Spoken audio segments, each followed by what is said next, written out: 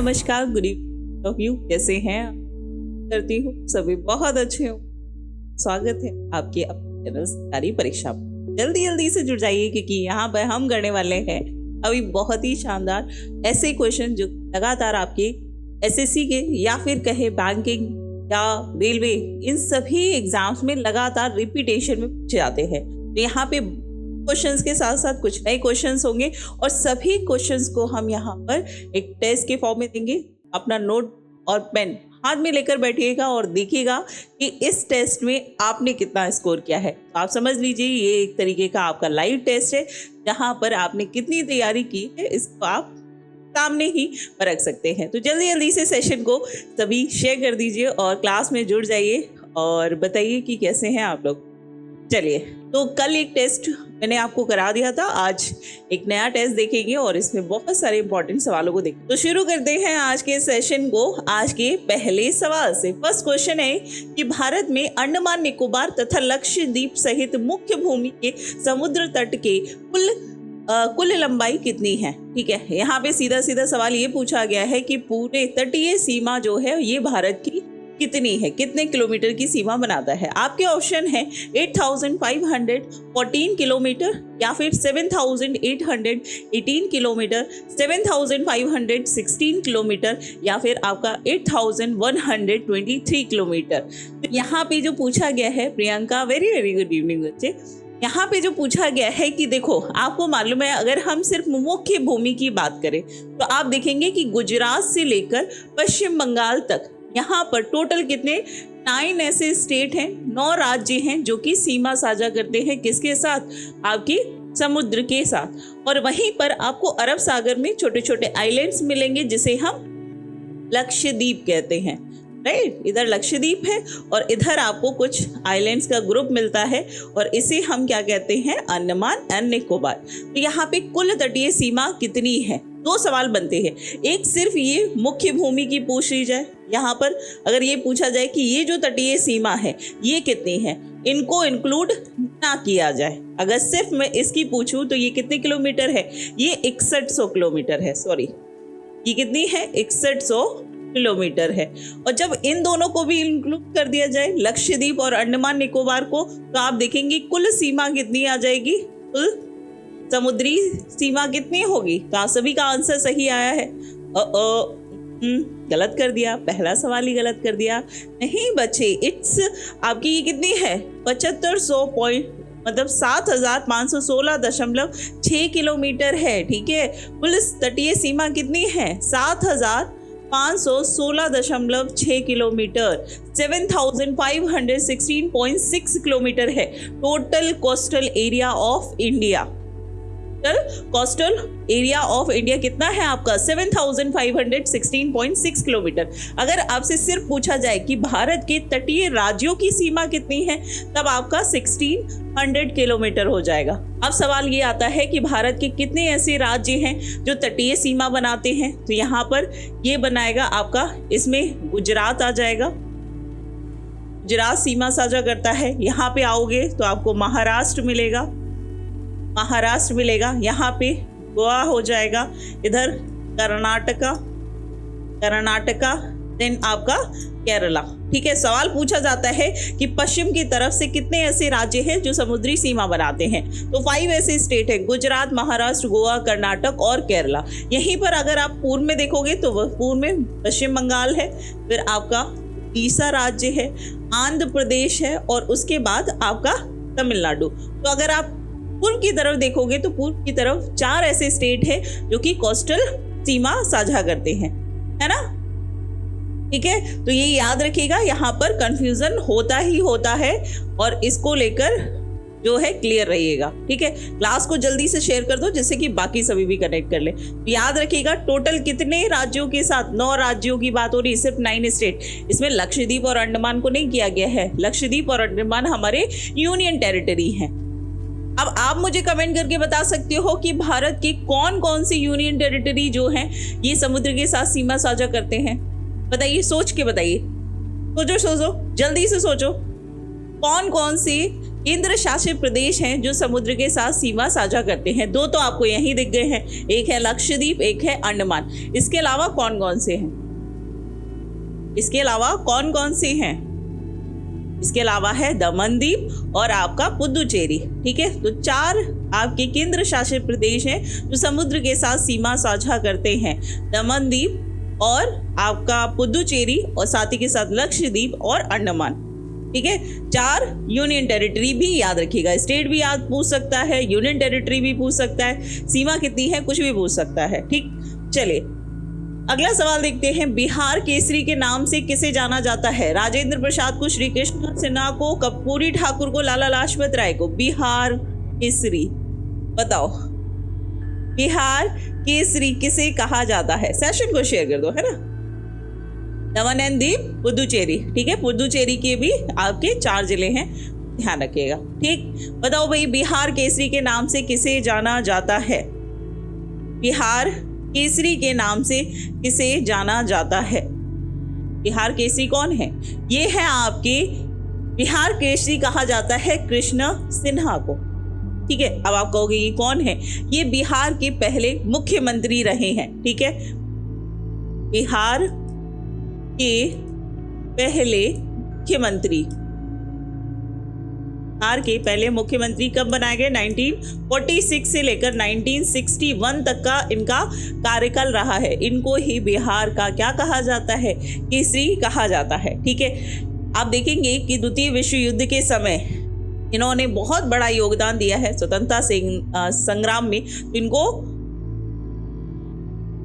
ठीक है, तो याद रखिएगा कौन है आपके कृष्णा सिन्हा। कर्पूरी ठाकुर की बात करें तो ये भी आपके क्या रहे? कर्पूरी ठाकुर भी एज अ मुख्यमंत्री इन्होंने पद ग्रहण किया था। ये 11वें मुख्यमंत्री रहे। किसके? बिहार के 11वें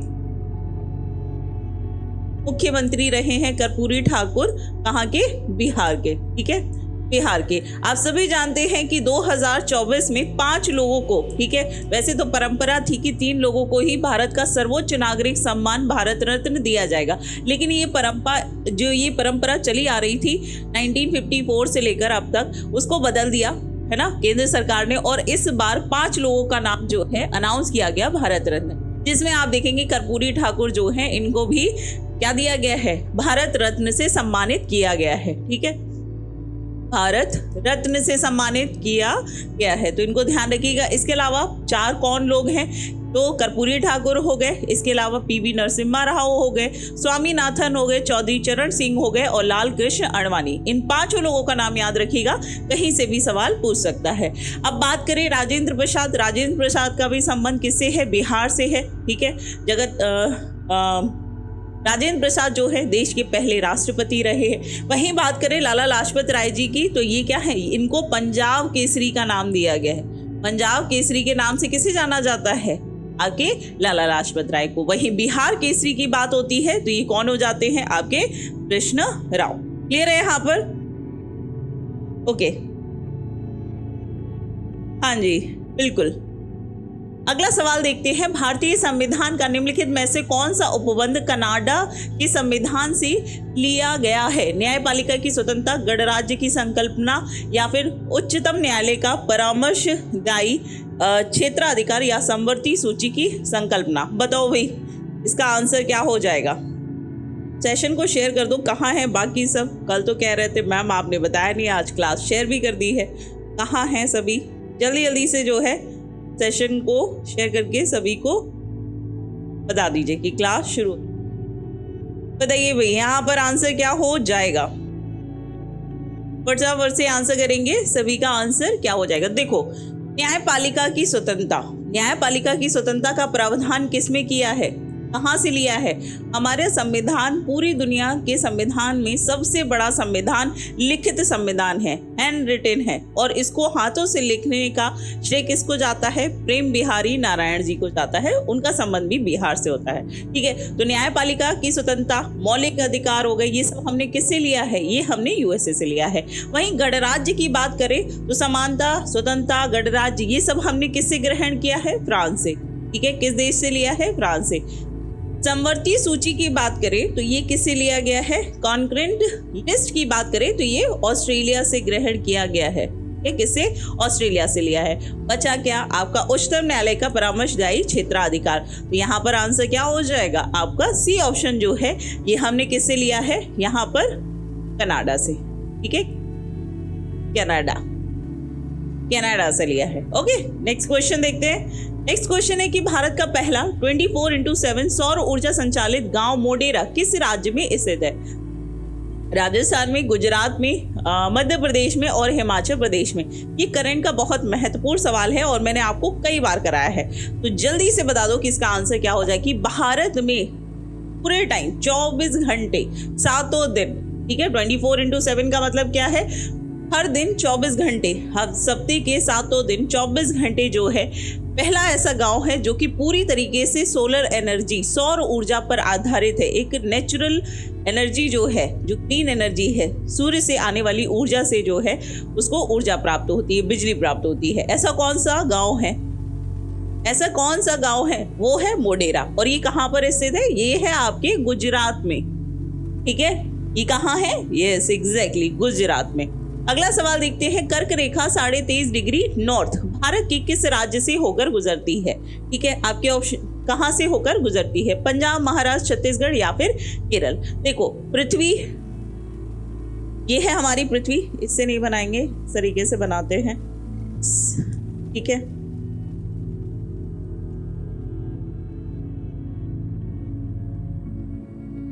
ठीक है, यहाँ पर आप देखोगे तो ये है पृथ्वी। पृथ्वी के बिल्कुल बीचों बीच में है आपकी भूमध्य रेखा, यानी कि इक्वेटर। और इक्वेटर के ऊपर काल्पनिक रेखाएं, ये सब काल्पनिक रेखाएं हैं, वास्तविक में कोई रेखा नहीं है। ऊपर आप देखोगे तो कर्क रेखा मिलेगी और ये कितनी ऊंचाई पे है? 23.5 डिग्री नॉर्थ में है। क्योंकि नॉर्थ में क्यों है? क्योंकि ये भूमध्य रेखा के उत्तरी गोलार्ध में है, नॉर्दर्न हेमिस्फीयर में है। इसी तरीके से दक्षिणी गोलार्ध में भी एक रेखा है जिसे हम मकर रेखा कहते हैं, tropic of Capricorn, tropic of Cancer. ठीक है, मकर रेखा ये भी पृथ्वी के दक्षिणी, ये कहाँ पे है? साउथ में है, ये है नॉर्थ में, इसीलिए यहाँ पर एन लिखा है। याद रखना, कभी कभी एग्जामिनर क्या करता है, आपको यहाँ पर एन की जगह एस दे दे। ठीक है, कर्क रेखा 23.5 डिग्री एस का मतलब साउथ हो जाएगा, तो यहाँ पे क्वेश्चन जो है जल्दबाजी में गलत हो जाता है।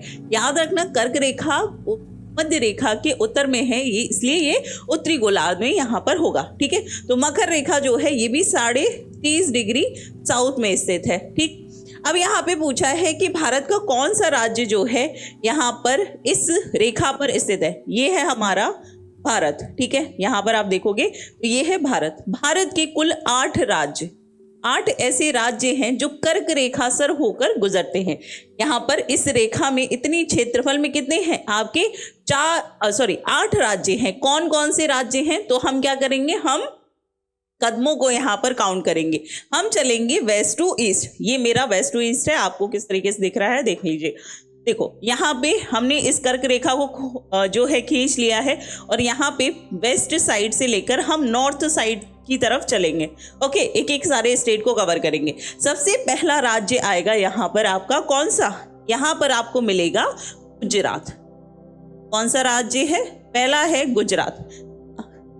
भाई, गुजरात से यात्रा शुरू कर दिया आपने। कहाँ थे आप थे गुजरात में। आपने कहा कि हम पूरी की पूरी कर्क रेखा पे, एक वो रस्सी वाला खेल देखा है जहाँ पे बैलेंस करना होता है ना, बच्चे जो है बैलेंस करके रस्सी पे चलते, बिल्कुल वैसे ही समझ लो। ठीक है, तो गुजरात में थे। गुजरात से फिर कहाँ चले गए? फिर आप चले यहाँ पर राजस्थान। ठीक है, कहाँ पर? राजस्थान में।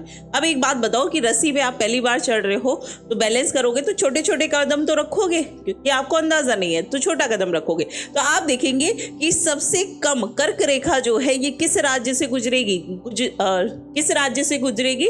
तो पहला कदम आप राजस्थान में रखेंगे, छोटा रखेंगे, संभल के रखेंगे। तो यहाँ पे सबसे कम कर्क रेखा गुजरती है किससे? राजस्थान से। इसके बाद आप पहुंच जाओगे मध्य प्रदेश। मध्य प्रदेश में आ गया है आपको कॉन्फिडेंस।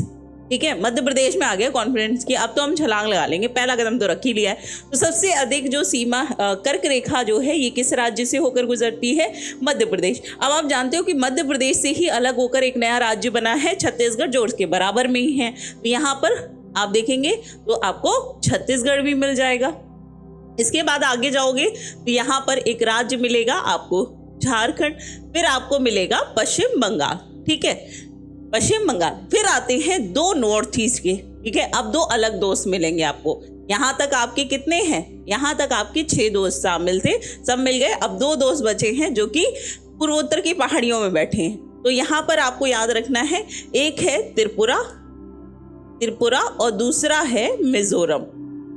तो कौन सा है, मिजोरम, ठीक है। तो इस तरीके से आपके 8 ऐसे राज्य हैं जो कर्क रेखा पर स्थित है। ये सवाल एग्जामिनर का बहुत ही फेवरेट क्वेश्चन है, कई सारे एग्जाम में कई बार रिपीटेशन में पूछा गया है, क्योंकि पता है बच्चों से गलत हो जाता है ना।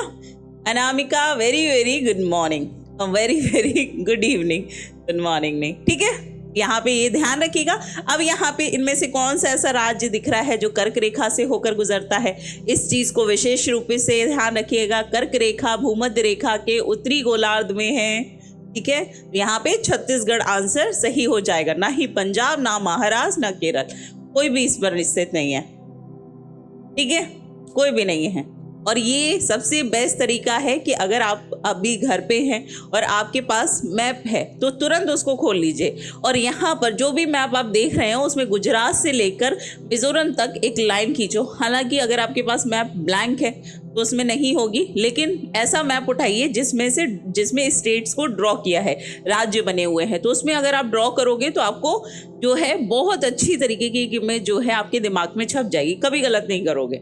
एक बार को हो सकता है कि आप ट्रिक याद करो वो भी भूल जाओ, ठीक है, ये नहीं भूलोगे, गारंटीड।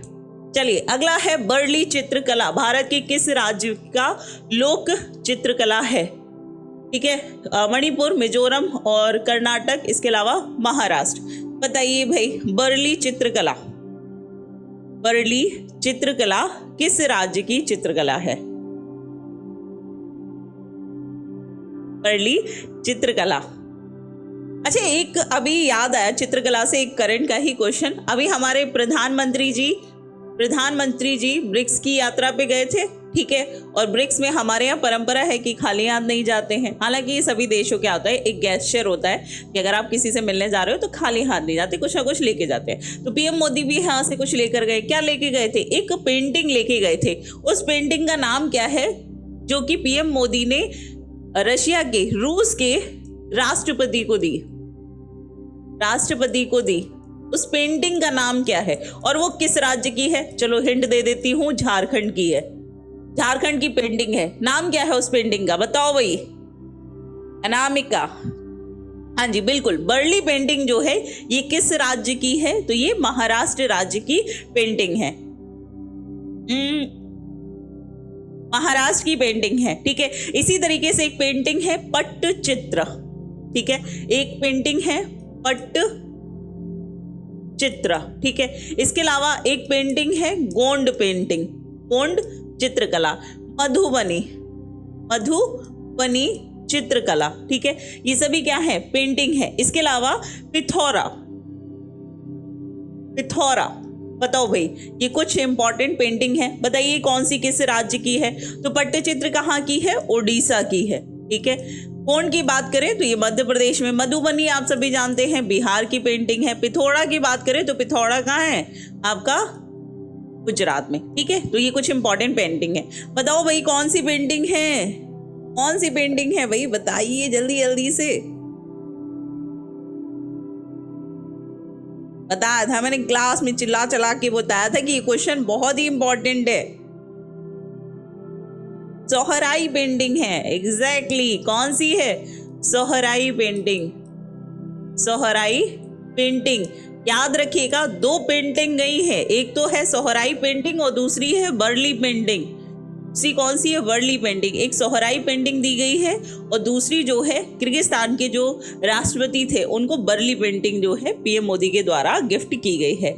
श्यामू यादव, ओके बिल्कुल डी। अगला सवाल देखते हैं, कौन सा भारतीय वित्तीय संस्थान शेयर मार्केट के निवेशकों की सुरक्षा करता है, बताओ भाई। शेयर मार्केट आप जानते हैं, स्टॉक मार्केट, शेयर मार्केट, जहां पर अलग अलग कंपनियों में बहुत सारा पैसा जो है लगाया जाता है स्टॉक मार्केट में, ठीक है।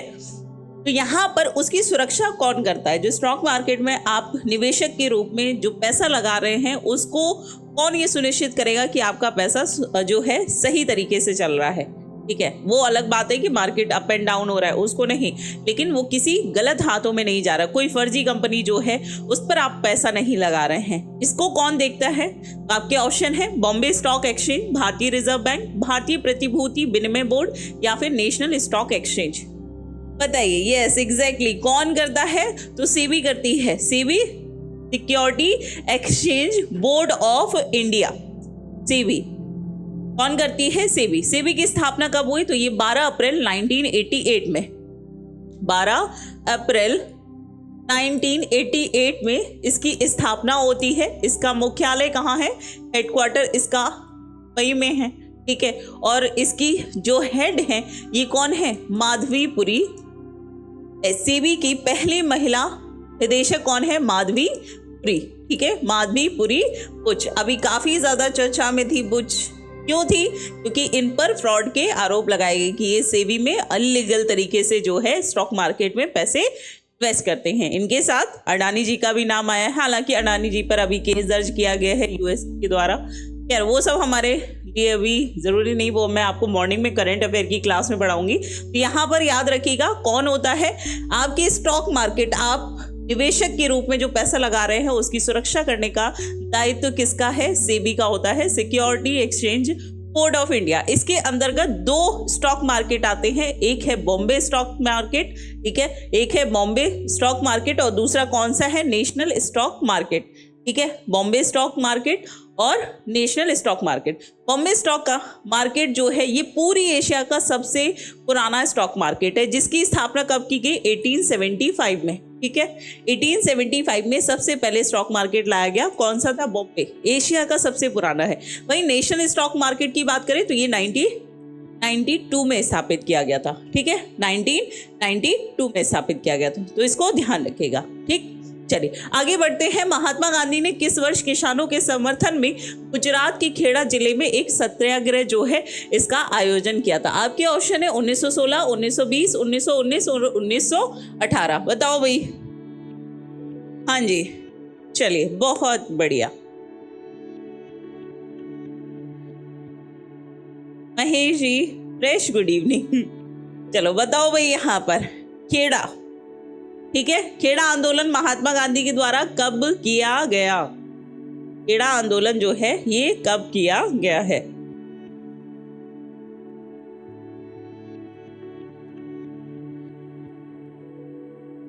ठीक है, तो देखो हुआ क्या था कि खेड़ा में जो ये एक किसान आंदोलन था, यहाँ पर जो कर भुगतान था उसको बढ़ाते जा रहे थे, जबकि वहां पर प्लेग फैला हुआ था। ठीक है, वहां पे महामारी फैली हुई थी, लेकिन ब्रिटिशों के द्वारा फिर भी वहां पे कर वसूला जा रहा था। तो इसी को लेकर गांधी जी ने खेड़ा में इस आंदोलन को किया और ये यहाँ पर ये कब किया गया? तो 1918 का है। ठीक है, ये कब किया गया? तो ये 1918 में किया गया एक किसान आंदोलन है। ये याद रखना, ये क्या है? आपका किसान आंदोलन है। इसी तरीके से 1918 में गांधी जी का एक और मूवमेंट होता है, वो होता है अहमदाबाद मील मजदूर आंदोलन। मील मजदूर आंदोलन, ठीक है, मील मजदूर आंदोलन। और आप देखेंगे कि मील मजदूर आंदोलन के दौरान गांधी जी ने अपनी पहली भूख हड़ताल की थी। ठीक है, गांधी जी ने पहली भूख हड़ताल की थी। ठीक है, तो ये सवाल पूछा गया है कि गांधी जी ने पहला भूख हड़ताल जो है ये किस आंदोलन के दौरान किया था? तो ये किया था अहमदाबाद, जो कि मील मजदूरों से संबंधित था। ठीक है, मील मजदूरों के द्वारा जो है यहाँ पर आंदोलन किया गया था। ओके, चलिए तो ये याद रखिएगा। अगला सवाल है आपका, निम्नलिखित में से किसने न्यूट्रॉन की खोज की थी? चैडविक ने, गोल्डस्टीन ने, नील्स बोर ने या फिर रदरफोर्ड ने? बताओ भाई। तो एक आपको ट्रिक बताई थी, ईंट पर नाच। ठीक है, ईंट पर नाच। ई से क्या हो जाएगा आपका? इलेक्ट्रॉन। टी से टा से क्या हो जाएगा? T, Thomson. थॉमसन। पा से क्या हो जाएगा? प्रोटॉन। ठीक है, आर से क्या हो जाएगा? Rutherford, Rutherford. ठीक है, ना से क्या हो जाएगा? Neutron, neutron. ठीक है, और चा से हो जाएगा चैडविक। ठीक है, चैडविक। बस ये ट्रिक याद रखनी है, ईंट पर नाच, ईंट पर नाच। जितनी बार इसमें डांस होगा ईंट पर नाच, उतनी बार ये यहाँ पर हो जाएगा। ठीक है, तो याद रखिएगा इलेक्ट्रॉन, प्रोटॉन और न्यूट्रॉन, इसकी खोज किसने की? तो यहाँ पे पूछा गया है न्यूट्रॉन। न्यूट्रॉन का क्या हो जाएगा? न्यूट्रॉन। चैडविक, चैडविक कहीं दिख रहे हैं? चैडविक ये रहे। ठीक है, ये रहे चैडविक, तो इसको ध्यान रखिएगा। हाँ जी, अगला सवाल है, दिनोधर पहाड़ियां किस भारतीय राज्य केंद्र शासित प्रदेश में स्थित है? अंडमान निकोबार द्वीप समूह, महाराष्ट्र, गुजरात, पश्चिम बंगाल। बताइए भाई, ये पहाड़ियां कहां पर स्थित है? बताओ भाई। पेपर पेन लेके चल रहे हो ना साथ के साथ? बोला है कि एक मॉक टेस्ट है जहां पे कितने सवाल आप गलत कर रहे हो, कितने सही कर रहे हैं, इसको आपको खुद को टेस्ट करना है। ओके, बताइए भाई यहाँ पर आंसर क्या हो जाएगा आप सभी का? इसका नाम कैसा साउंड कर रहा है?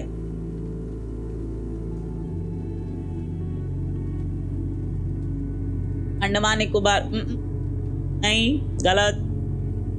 बताइए बताइए बताइए, चलो बताओ यहाँ पर आंसर क्या हो जाएगा? देखो इसका आंसर हो जाएगा गुजरात। ये कहाँ पे है? ये पहाड़ियां हैं गुजरात में, धिनोधर पहाड़ियां। ये अभी एसएससी के एग्जाम में पूछा गया सवाल है। तो धिनोधर कहाँ है? धिनोधर है गुजरात में। अगला सवाल है, निम्नलिखित में से किस वनस्पति जगत के पौधों को शैवाल के नाम से जाना जाता है? बताओ, एंजियोस्पर्म, टेरिडोफाइटा, ब्रायोफाइटा, थैलोफाइटा। बताओ, सेलो जो शैवाल होती है इनको किस कैटेगरी में जाना जाता है? शामू का आंसर है ए, अनामिका, प्रियंका। फटाफट से आंसर करेंगे। इसका आंसर क्या हो जाएगा कि कौन सा वनस्पति जगत में शैवाल को जो है रखा जाता है? एंजियोस्पर्म में, टेरिडोफाइटा में, ब्रायोफाइटा या फिर थैलोफाइटा। Okay, Thallophyta. बताओ फटाफट से यहाँ पर आप सभी का आंसर क्या हो जाएगा? इसमें रखा जाता है।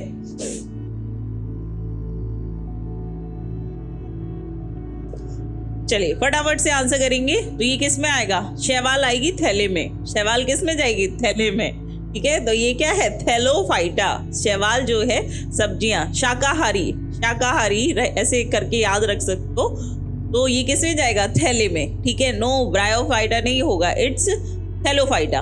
ओके, अगला देखते हैं, भारत में सितार उस्ताद जो है के रूप में किसे जाना जाता है? ठीक है, महर्षि पतंजलि को, पंडित रविशंकर को, उस्ताद बिस्मिल्लाह खां या फिर सितारा देवी को। बताइए, और ये सारे के सारे बताने हैं। ठीक है, ये सारे के सारे बताने हैं आपको। ये सारे ही नाम यहाँ पर इंपॉर्टेंट है। फटाफट से आंसर करेंगे। बताओ बताओ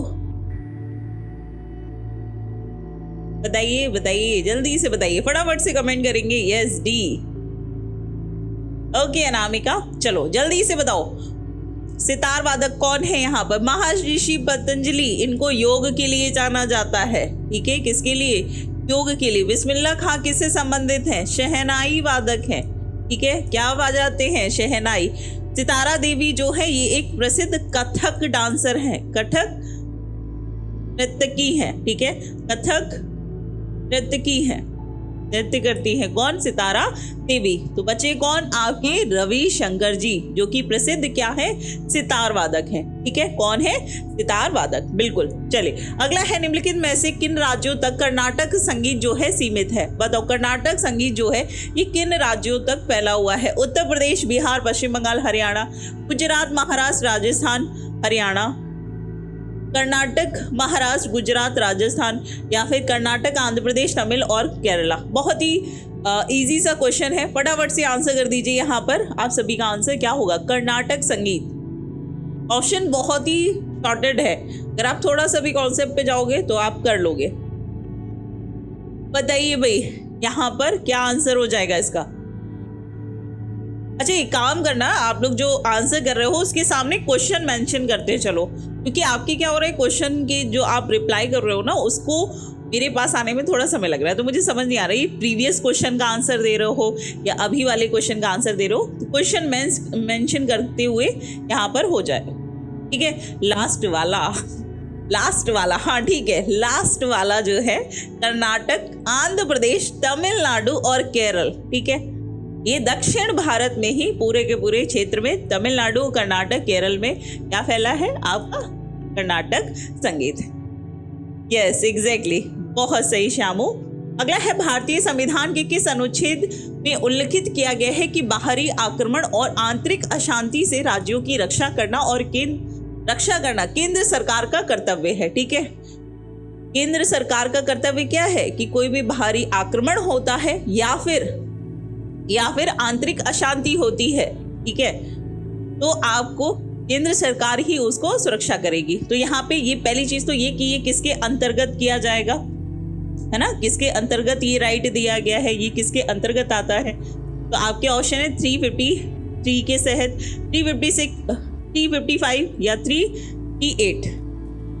हाँ जी बिल्कुल, ये बात किसमें की गई है, 355 में की गई है। और 355 आप जानते हैं ये किससे संबंधित है, ये भाग 18 से संबंधित है। और 18 में बात की गई है आपातकाल की, ठीक है। इमरजेंसी को 3 तरीके से दर्शाया गया है। एक है आपकी नेशनल इमरजेंसी यानी कि राष्ट्रीय आपातकाल, ठीक है, नेशनल इमरजेंसी, ठीक है, यानी कि राष्ट्रीय आपातकाल। इसका विवरण आर्टिकल 352 में किया गया है, राइट। दूसरा है आपका प्रेसिडेंशियल रूल, यानी कि किसी भी राज्य में अगर राज्य आपातकाल होता है, कोई भी राज्य ठीक से कार्य नहीं कर पाता है, तो क्या होता है वहां पे राष्ट्रपति शासन लगा दिया जाता है, फिर वो सीधे सीधे राष्ट्रपति के अंतर्गत आ जाता है। और ये प्रावधान किसमें किया गया है, आर्टिकल 356 में, राइट, इसमें 356 में। और तीसरा होता है आपका फाइनेंशियल इमरजेंसी, ठीक है, फाइनेंशियल इमरजेंसी, जिसे हम कहते हैं वित्तीय आपातकाल। इसके बारे में प्रावधान किया गया है आर्टिकल 360 में, 360 में, ठीक है। तो तीनों आर्टिकल यहाँ पर ध्यान रखिएगा, ठीक है। अब तक अगर बात करें तो देश में नेशनल इमरजेंसी कितनी बार लगी है, 3 बार लगी है। एक बार जब चाइना से हमारा युद्ध हुआ, दूसरी बार जब पाकिस्तान के साथ हमारा युद्ध हुआ, और तीसरी इमरजेंसी लगाई थी जो कि आंतरिक अशांति के कारण लगाई गई थी, किसके समय, इंदिरा गांधी के समय, ठीक है। बात करें फाइनेंशियल इमरजेंसी की, तो अभी तक देश के हालात ऐसे नहीं हुए हैं कि हमें फाइनेंशियल इमरजेंसी घोषित करनी पड़े। रही बात राष्ट्रपति शासन की, तो आप सभी जानते हैं कि हर राज्य में कुछ ना कुछ होता रहता है और वहाँ प्रेसिडेंशियल रूल लगता रहता है, राष्ट्रपति शासन लगता रहता है। ये कई बार हो चुका है। यस एग्जैक्टली, ठीक है। यहाँ पर आर्टिकल 355 जो है ये किसके बारे में बात करता है, सुरक्षा प्रदान करने का दायित्व तो केंद्र सरकार का है, ये बात कहता है, ठीक। अगला सवाल है 1956 के औद्योगिक नीति प्रस्ताव ने किस पंचवर्षीय योजना का आधार बनाया था, ठीक है। तो 1956 यहाँ पे दिया है आपको, इसी से आंसर आपको निकल आएगा अगर आपने पंचवर्षीय योजनाएं पढ़ी होंगी। पंचवर्षीय योजनाएं, 5वीं पंचवर्षीय योजना, दूसरी पंचवर्षीय योजना, चौथी पंचवर्षीय योजना और तीसरी पंचवर्षीय योजना। बताइए यहाँ पर, चाइना, पाकिस्तान और इंदिरा गांधी। हाँ जी, चलिए फटाफट से आंसर दीजिए यहाँ पर, ये आंसर क्या हो जाएगा। 1956 के समय कौन सी योजना जो है, कौन सी पंचवर्षीय योजना शुरू की गई थी, बताओ भाई, कौन सी पंचवर्षीय योजना शुरू की गई थी। और ये क्या है, यहाँ पे औद्योगिक नीति की बात कर रहा है, तो ये शुरू की गई दूसरी पंचवर्षीय योजना। पहली पंचवर्षीय योजना कब लागू की गई, फर्स्ट जो लागू की गई थी वो थी 1951 में। कितने सालों के लिए, 5 साल के लिए, 5 ईयर्स के लिए, इसीलिए हम इसे 5 ईयर प्लान कहते हैं, 5 सालों की, यानी कि 1956 तक। सेकंड कब शुरू हुई, सेकंड हुई 1956 में और 1961 तक चली है, 1956 से लेकर 61 तक। इसको ये किस मॉडल पर आधारित थी, तो ये पीसी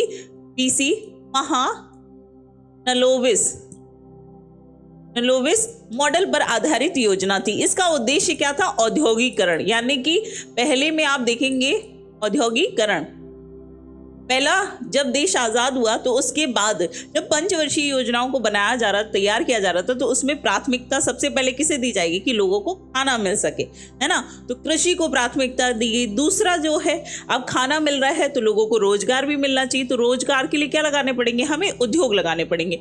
और इसी के तहत 3 उद्योग जो हैं इनको स्थापित किया गया। कौन कौन से हैं, भिलाई, दुर्गापुर और राउरकेला, ठीक है। 3 उद्योग यहाँ पर स्थापित किए थे। कौन सा, भिलाई,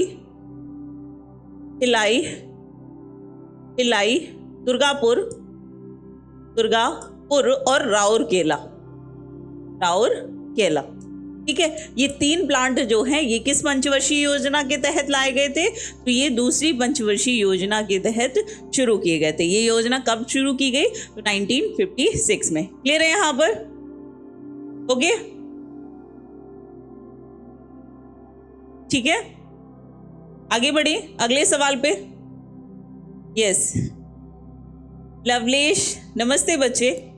अगला सवाल देखते हैं, कौन सी पंचवर्षीय योजना महानरेश के विचारों पर केंद्रित थी। तो आप बताइए, चौथी थी, तृतीय थी, प्रथम थी, द्वितीय थी। इसका आंसर मैंने अभी आपको बताया है, पेपर तो लीक हो गया, ये सवाल तो आपके सामने है, तो आपका इसका आंसर इजीली कर सकते हैं। फटाफट से बताइए कि इसका आंसर क्या हो जाएगा। फटाफट से आंसर करेंगे कि यहाँ पर आप सभी का आंसर क्या हो जाएगा। यस, एग्जैक्टली, दूसरी पंचवर्षीय योजना।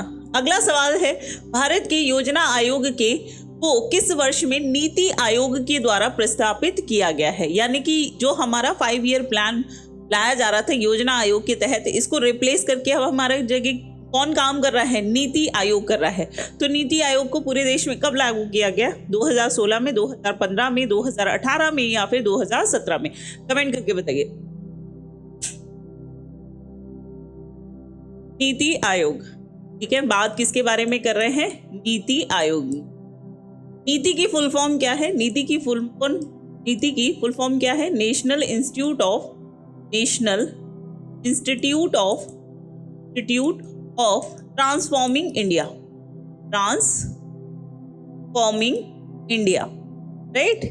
National institute of transforming India. इसको कब लाया गया, तो ये लागू किया गया था, हाँ जी बिल्कुल, 1 जनवरी 2015 में, ठीक है। 1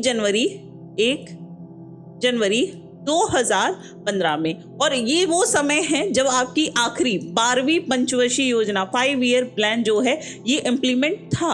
क्योंकि 12वीं पंचवर्षीय योजना है ये कब लाया गया था, 12वीं पंचवर्षीय योजना जो है ये कब लागू की गई थी, हाँ जी 1 जनवरी 2015 को लाया गया था। नीति आयोग के अध्यक्ष कौन होते हैं, नीति आयोग के अध्यक्ष होते हैं देश के प्रधानमंत्री, पीएम। और अभी कौन है, मोदी जी हैं, ठीक है।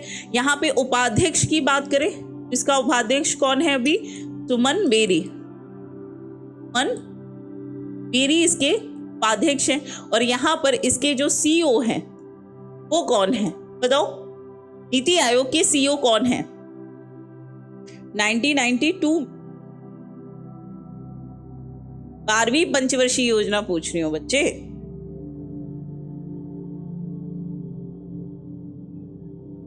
बारहवीं पंचवर्षीय योजना पूछ रही हूँ आपसे। 12th 5 ईयर प्लान कब लाया गया था, 12वीं पंचवर्षीय योजना का कार्यकाल कब से कब तक रहा है। हाँ जी सुमन बेरी रहे हैं, फटाफट से बताइए।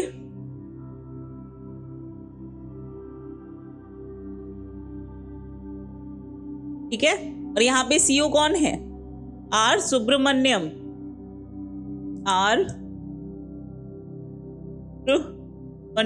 ठीक है, इनका नाम याद रखिएगा। कब लागू किया है, जल्दी से बताओ, 5 ईयर प्लान कब का है।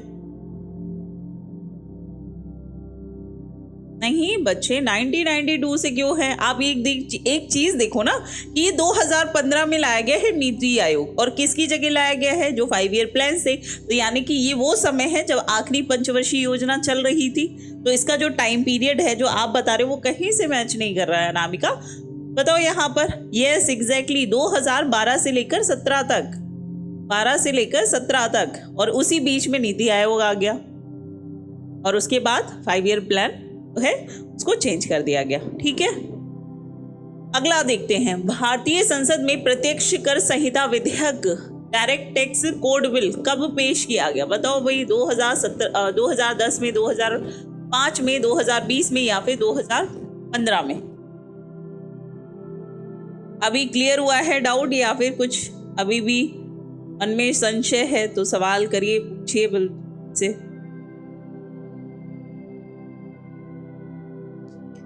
बताओ भाई, डायरेक्ट टैक्स कोड बिल कब लाया गया है? डायरेक्ट टैक्स कोड बिल, ठीक है अनामिका? अभी कोई क्लियर, अभी किसी को कोई डाउट तो नहीं है?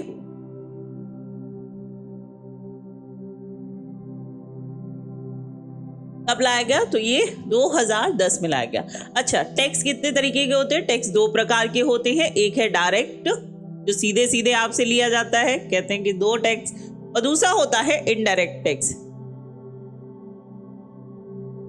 इनडायरेक्ट टैक्स, अब बताओ डायरेक्ट टैक्स में कौन कौन से टैक्स आएंगे? डायरेक्ट टैक्स में कौन कौन से टैक्सेस आते हैं?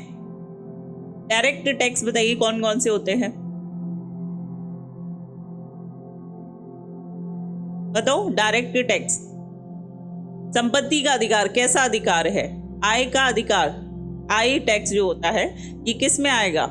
या फिर हम किसी को उपहार देते हैं, गिफ्ट टैक्स, वेल्थ टैक्स, ये सब किस में आते हैं? ये सब आते हैं आपके डायरेक्ट टैक्स में, ठीक है? डायरेक्ट टैक्स में क्या आ जाएगा? आपका इनकम आ जाएगी, ठीक है? इसके अलावा आपकी प्रॉपर्टी आ जाएगा, गिफ्ट आ जाएगा, इसके अलावा गिफ्ट आ जाएगा, प्रॉपर्टी, वेल्थ, ये सब किस में आएगा? आपके डायरेक्ट टैक्स में, सीधे सीधे आपसे लिया जाने वाला टैक्स है। वहीं पे अगर हम बात करें इनडायरेक्ट टैक्स की, तो इनडायरेक्ट टैक्स में सबसे पहले तो जीएसटी को लिख लो। जीएसटी कैसा है? आपका इनडायरेक्ट टैक्स है। इसके अलावा सर्विस टैक्स हो गया, एक्साइज टैक्स हो गया, ये सब क्या है? Indirect tax. एक्साइज टैक्स, ठीक है? एक्साइज ड्यूटी जो होती है इनडायरेक्ट में आती है। इसके अलावा सर्विस टैक्स, ठीक है? जो भी प्रोडक्ट आप तक पहुंचता है उसमें ये सारे टैक्स जो हैं ये सब इंक्लूडेड होते हैं, ठीक है? ये सब इंक्लूडेड होते हैं, इसको ध्यान रखिएगा। क्लियर है?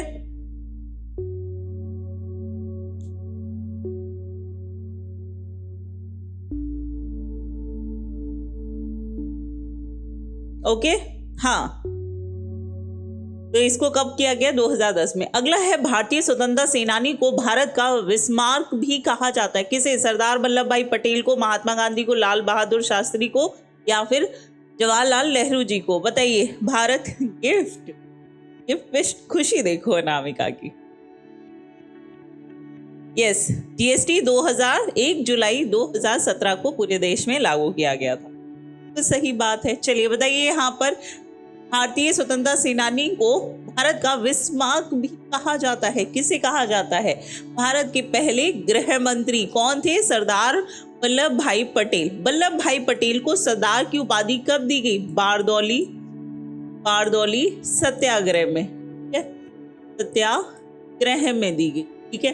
बारदौली सत्याग्रह के समय ही वल्लभ भाई पटेल को सरदार की उपाधि दी गई। इनको क्या कहते हैं? इनको बिस्मार्क ऑफ इंडिया भी कहा जाता है। इसके अलावा आयरन मैन ऑफ इंडिया भी कहा जाता है। आयरन मैन ऑफ इंडिया भी कहा जाता है। और यही आयरन मैन है जिनकी प्रतिमा कहाँ लगाई गई है? नर्मदा नदी के तट पर, गुजरात में, ठीक है?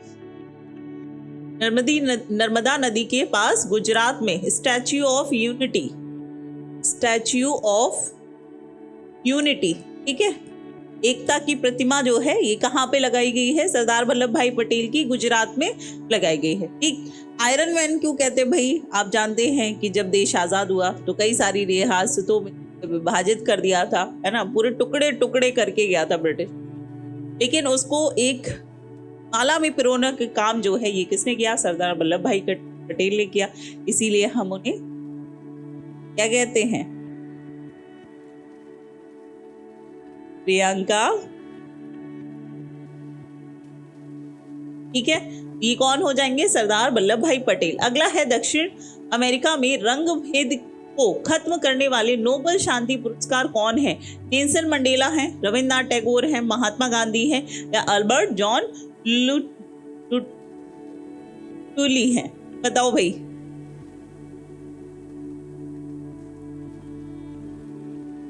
चलिए, नर्मदा जो विंध्यन और सतपुड़ा के बीच बहती है। बात है।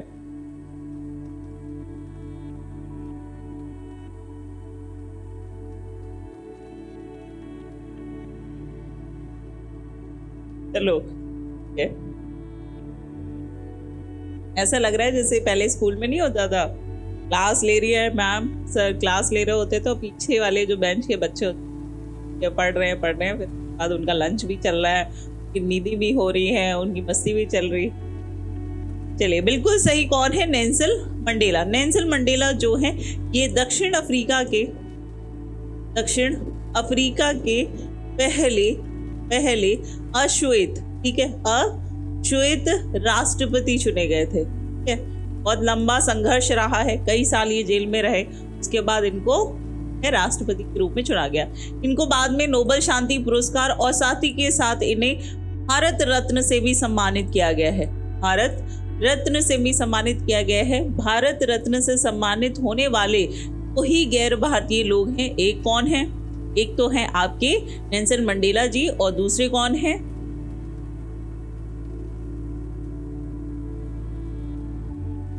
ओके, हंसी नहीं रुकनी चाहिए, ऐसे मुस्कुराते रहे। नोबेल शांति पुरस्कार, तो इनको क्या दिया गया था? नोबेल पीस प्राइज दिया गया था। ठीक है, यहाँ पर नेल्सन मंडेला। नेक्स्ट क्वेश्चन देखते हैं, भारतीय परमाणु कार्यक्रम का जनक किसे कहा जाता है? होमी जहांगीर बाबा, विक्रम साराभाई, सीवी रमन को या वेंकट रमन राधा कृष्णन को? बताइए यहाँ पर। हाँ, रंग भेद की नीति जो है ब्रिटिशर्स के द्वारा अपनाई गई थी। चलिए, बताओ यहाँ पर आंसर क्या हो जाएगा? आई थिंक बताओ भाई, यहाँ पर आंसर क्या हो जाएगा? फटाफट से बताइए। ये कौन है? भारत में परमाणु के जनक रहे हैं होमी जहांगीर बाबा जी। ठीक है, होमी जहांगीर बाबा। ठीक है, भाभा। अगला है, निम्नलिखित में से कौन भारत में integrated guided missile development programme का वास्तुकार रहा है? हरगोविंद खुराना, विक्रम साराभाई, एपीजे अब्दुल कलाम या फिर होमी जे भाभा? बताइए जल्दी से यहाँ पर आंसर क्या हो जाएगा? बताइए जल्दी से यहाँ पर आंसर क्या हो जाएगा कि भारत में इंटीग्रेटेड गाइडेड मिसाइल के जनक कौन रहे हैं? कौन होंगे यहाँ पर? कौन होंगे? फटाफट से आंसर करेंगे। सभी का आंसर क्या हो जाएगा?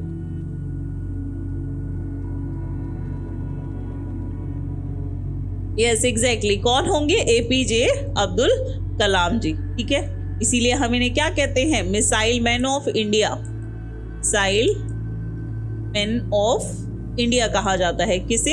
एपीजे अब्दुल कलाम जी को। इनकी किताब बताओ। एपीजे अब्दुल कलाम जी की किताब बताइए, कौन सी किताब है? लवलेश, प्रियंका, अनामिका, भारत प्रिंस?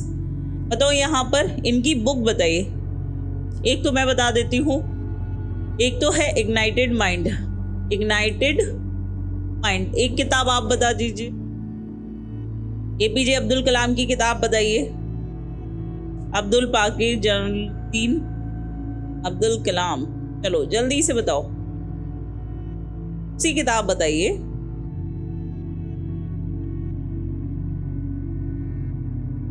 तो बताओ, किताब बताओ जल्दी से, पूछा जाता है। अगला देखते हैं, फील्ड मार्शल के पद पर पदोन्नत होने वाले पहले भारतीय सेना अधिकारी कौन थे? विक्रम बत्रा, करम सिंह, सेम मानेकशॉ या फिर के.एम.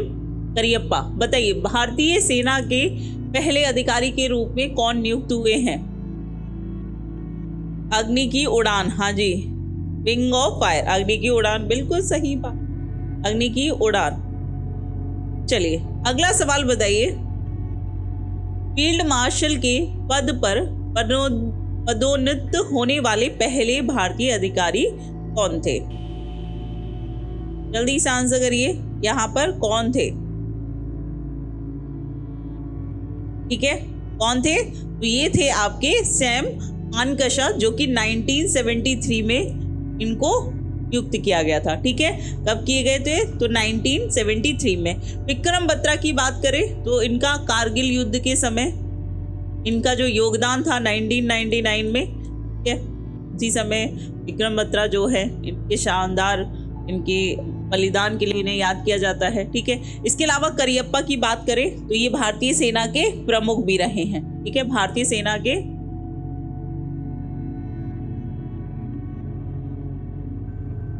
पहले प्रमुख। ठीक है, इनको ध्यान रखिएगा, कौन है? AM करियप्पा। अगला देखते हैं NCRB का पूर्ण रूप क्या है? NCRB क्या बोलते हैं? राष्ट्रीय मुद्रा रिकॉर्ड शाखा, राष्ट्रीय राजधानी रजिस्टर ब्यूरो, राष्ट्रीय आपराधिक रिकॉर्ड ब्यूरो या राष्ट्रीय आपराधिक रिकॉर्ड ब्यूरो कहा जाता है। बताओ जल्दी से, यहाँ पर आंसर क्या हो जाएगा? NCRB क्या है? NCRB क्या है? NCRB क्या है? NCRB क्या है? यस, एग्जैक्टली, NCRB क्या है? राष्ट्रीय अपराध रिकॉर्ड ब्यूरो। ये याद आ रहा है, अभी इसका किसी को ब्रांड एम्बेसडर बनाया गया है। बताइए, NCRB का ब्रांड एम्बेसडर अभी रिसेंटली किसे नियुक्त किया गया है? मैंने आपको मॉर्निंग की क्लास में करंट अफेयर में पढ़ाया है। बताओ, ब्रांड एम्बेसडर किससे बनाया गया है इसका? नेशनल क्राइम रिकॉर्ड ब्यूरो का। ठीक है, तो जो आपके साइबर क्राइम हो रहे हैं के प्रति लोगों को जागरूक करने के लिए अभी ब्रांड एम्बेसडर किसको बनाया गया है? किसे बनाया गया है? फटाफट से आंसर करेंगे। किसे नियुक्त किया गया है? बताइए, किसे नियुक्त किया गया है? संजय मूर्ति। हाँ जी, इसके संजय मूर्ति का नाम कैसे आ रहा है? संजय मूर्ति तो अभी रिसेंटली आपके controller and auditor general of India नियुक्त हुए हैं, नियंत्रक महालेखा परीक्षक नियुक्त हैं संजय मूर्ति। बच्चे, स्मृति रश्मिका मंदाना, राइट, कौन बनाई गई है? रश्मिका मंदाना। ठीक है, क्यों बनाई गई है? क्योंकि रश्मिका मंदाना के साथ एक साइबर क्राइम हुआ था जिसमें उनका डीप फेक वीडियो जो है वायरल हो गया था। डीप फेक वीडियो जिसमें किसी और की मतलब कोई और लड़की होती है जिसपे रश्मिका मंदाना का फेस लगाकर जो है वायरल किया जाता है। नाम भूल जाते हैं, कोई बात नहीं। ठीक है, यहाँ पर अगला है, दक्षिण में छोटा अंडमान और निकोबार द्वीप समूह से कितने डिग्री चैनल द्वारा अलग होता है? ठीक है, तो सीधे सीधे पूछा गया है कि अंडमान और निकोबार को अलग करने वाला चैनल कौन सा है? आपके ऑप्शन है 8 degree channel, 10 degree, 7 degree, 9 degree. ठीक है, बताओ भाई, बताइए जल्दी से।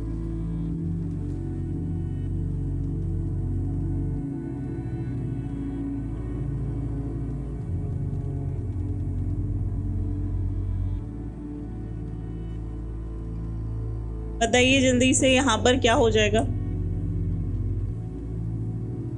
ठीक है, चलो सारे के सारे ही यहाँ पर देख लेते हैं।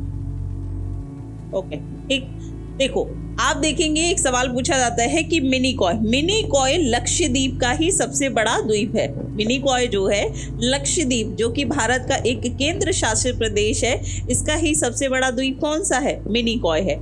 तो मिनिकॉय और मालदीव के बीच में जो चैनल है इसे हम कहते हैं 8 डिग्री चैनल। ठीक है, कितना है? 8 डिग्री चैनल। आप जानते हैं कि 8 डिग्री, 9 डिग्री, 10 डिग्री किस बेसिस पे हो रहा है? क्योंकि पृथ्वी इस तरीके से आप देखोगे तो ये है आपका 0 डिग्री। 0 डिग्री से आप ऊपर बढ़ते जाएंगे तो यहाँ पे 1 2 3 4 करके यहाँ पे क्या होंगी? अक्षांश रेखाएं हैं। तो ये जो 8 डिग्री चैनल है ये क्या बताता है कि ये 8 डिग्री अक्षांश रेखा जो है ये मालदीव और मिनिकॉय के बीच से होकर गुजरती है। ठीक है, फिर इसके ऊपर भी एक अक्षांश रेखा होगी। तो इसके ऊपर जो अक्षांश रेखा है ये 9 डिग्री है। ठीक है, और 9 डिग्री अक्षांश रेखा किसके मध्य होकर गुजरती है, या जिसे हम 9 डिग्री चैनल कहते हैं, ये मिनिकॉय और लक्षद्वीप की जो मुख्य भूमि है उसके बीच में होकर गुजरती है। ठीक है, याद रहेगा, ये किसके बीच में? लक्षद्वीप और मिनिकॉय। अब इसके ऊपर जाओगे तो 10 डिग्री चैनल मिलेगा। तो 10 डिग्री चैनल जो है ये किसके मध्य मिलेगा? आपको 10 डिग्री चैनल या 10 डिग्री अक्षांश रेखा आपको अंडमान और निकोबार के मध्य मिलेगी। लेकिन यहाँ पे इन्होंने स्पेसिफाई कर दिया है कि यहाँ पर लिटिल अंडमान है और निकोबार है। ठीक है, क्लियर है यहाँ पर? ओके अनामिका, तो यहाँ पे पूछा गया है अंडमान निकोबार के बीच कौन सा चैनल है? आपका 10 डिग्री चैनल है। ठीक है, 10 डिग्री चैनल है। नेक्स्ट क्वेश्चन देखते हैं, पृथ्वी की त्रिज्या कितनी है 7,456 किलोमीटर, 6,371 किलोमीटर, 5,619 किलोमीटर या 4,728 किलोमीटर। बताओ पृथ्वी की त्रिज्या कितनी है? पृथ्वी का व्यास भी बता दीजिए और पृथ्वी की त्रिज्या भी बता दीजिए। बताइए पृथ्वी की त्रिज्या कितनी है?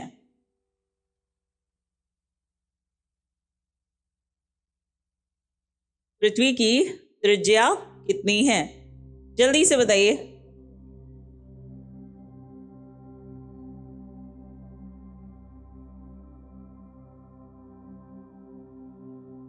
पृथ्वी का व्यास कितना है? पृथ्वी का व्यास, पृथ्वी का व्यास कितना है? ये है आपका 12,742 किलोमीटर। ठीक है, अब इसका आधा कर दो, इसकी त्रिज्या निकल आएगी तो कितना होगा? यस एग्जैक्टली 6,371 किलोमीटर जो है ये क्या है? पृथ्वी की त्रिज्या है। ठीक है, अगला देखते हैं निम्नलिखित में से कौन सी नदी का उद्गम जो है राजस्थान में होता है? माही नदी, नर्मदा नदी, तापी नदी और बनास नदी। बताइए सारी नदियों का बताना है कौन सी नदी का उद्गम कहां से होता है। चलिए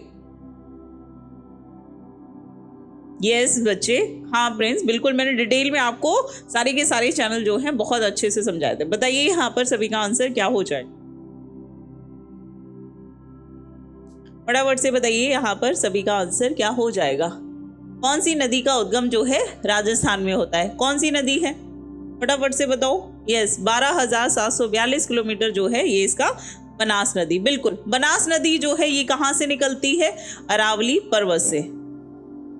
अरावली पर्वत से निकलती है और आप देखोगे कि ये पूर्व की तरफ बहती हुई इसमें चली जाती है। चंबल नदी की सहायक नदी है। बनास किसकी? चंबल नदी की सहायक नदी है। ठीक है, ये याद रखिएगा। माही नदी की बात करें तो ये विंध्यन पर्वत से निकलती है। विंध्यन पर्वत से निकलती है और आप जानते हैं कि विंध्यन पर्वत से निकलने के बाद ये दो बार कर्क रेखा को काटती है। कर्क रेखा को काटती है। ये सवाल काफी बार पूछा गया है, काटती है। ठीक है, इसके अलावा नर्मदा नदी की बात करें तो ये किससे निकलती है? ये अमरकंटक की पहाड़ियों से निकलती है। ठीक है, पहाड़ियों से निकलने वाली नदी कौन सी है? अमरकंटक की पहाड़ियां जो हैं, ये पहाड़ी जो है ये किस पे है? मैकाल पहाड़ी पे है, जो कि छत्तीसगढ़ और मध्य प्रदेश की सीमा पर स्थित है। तो यहाँ से निकलती है नर्मदा नदी और ये पश्चिम की ओर बहती है। और अगर आपसे पूछा जाए कि पश्चिम की ओर बहने वाली या फिर अरब सागर में गिरने वाली सबसे लंबी नदी कौन सी है, तो वो है आपकी नर्मदा नदी। ठीक है, नर्मदा नदी की खासियत क्या है कि ये पश्चिम की ओर बहने वाली, पश्चिम की ओर बहने वाली सबसे लंबी नदी है। से लंबी नदी है। दूसरी चीज क्या है? ये भ्रंश घाटी में बहती है। ठीक है, क्या बना? भ्रंश। ठीक है, ये किस में बहती है? भ्रंश घाटी में बहती है। भ्रंश घाटी में बहती है। तीसरी चीज क्या है कि ये भ्रंश घाटी में बहने के साथ साथ ये एस्चुरी भी बनाती है। ठीक है, किसका निर्माण करती है? नर्मदा नदी एस्चुरी का निर्माण करती है। अरब सागर में गिरने वाली सबसे लंबी नदियों में किसका नाम आता है? नर्मदा नदी का। वहीं तापी की बात करें तो तापी नदी जो है ये किससे निकलती है? सतपुड़ा पहाड़ियों से। सतपुड़ा की पहाड़ियों से। ठीक है, पहाड़ियों से इसका उद्गम होता है। ठीक है, ये सारे के सारे नाम जो है यहाँ पर नर्मदा बचाओ मेधा पाटकर के द्वारा। इसके अलावा मानव के सबसे पहले साक्ष्य भी नर्मदा नदी के तट पर ही पाए गए थे। ठीक है, डेल्टा नहीं बनाती है, डेल्टा बनाती है लंबी दूरी की नदियां जो तय करके आती हैं। आगे बढ़ते हैं। महानदी बेसिन का विस्तार किस राज्य में नहीं है? बताओ, कर्नाटक में, झारखंड में, छत्तीसगढ़ या फिर उड़ीसा? कौन से राज्य में महानदी का अपवाह क्षेत्र नहीं है? बताइए जल्दी से। इसका नदी बेसिन का मतलब क्या है? यानी कि उसका अपवाह क्षेत्र नहीं है। कौन सा नहीं आएगा महानदी का? बताइए जल्दी से, यहाँ पर आंसर क्या हो जाएगा? ऐश्वरी बनाती है। बिल्कुल अनामिका, भारत, प्रिंस, प्रियंका,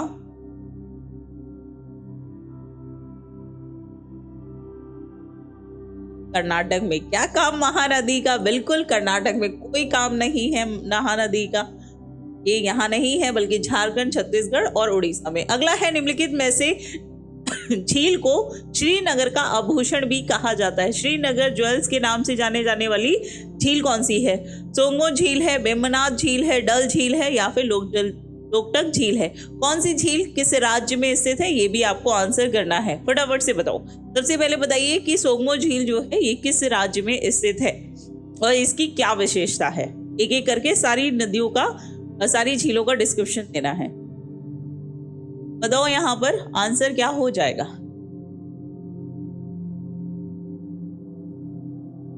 सोंगमो झील कहाँ है? सोंगमो झील है आपकी सिक्किम में, ठीक है। और इसकी विशेषता क्या है कि भारत में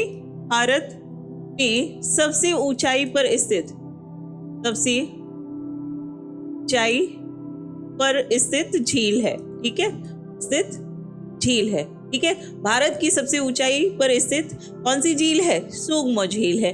उसी क्या है? वेम्बनाड। वेम्बनाड कहाँ पर है? ये केरला में है, ठीक है। इसकी खासियत क्या है कि भारत की सबसे लंबी झील है, सबसे लंबी झील है, ठीक है।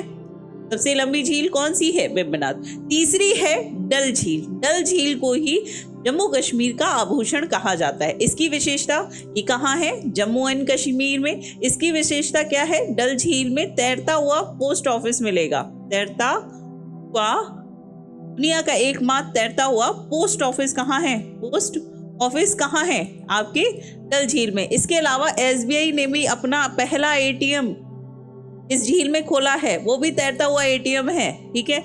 SBI ATM कहाँ खोला गया है? डल झील के अंदर। ये भी याद रखिएगा, ये करंट अफेयर का सवाल है। बात करें लोकटक के बारे में, ठीक है। लोकटक के बारे में बात करें तो पहली चीज तो ये पूर्वोत्तर भारत की फ्रेश वाटर लेक है, भारत की फ्रेश वाटर लेक है, फ्रेश वाटर लेक है, मीठे पानी की झील है, ठीक है। पहली चीज तो ये। दूसरी चीज कहाँ पर स्थित है? मणिपुर में स्थित है, ठीक है। तीसरी बात आपको क्या ध्यान रखनी है कि यहाँ पर एकमात्र, दुनिया का एकमात्र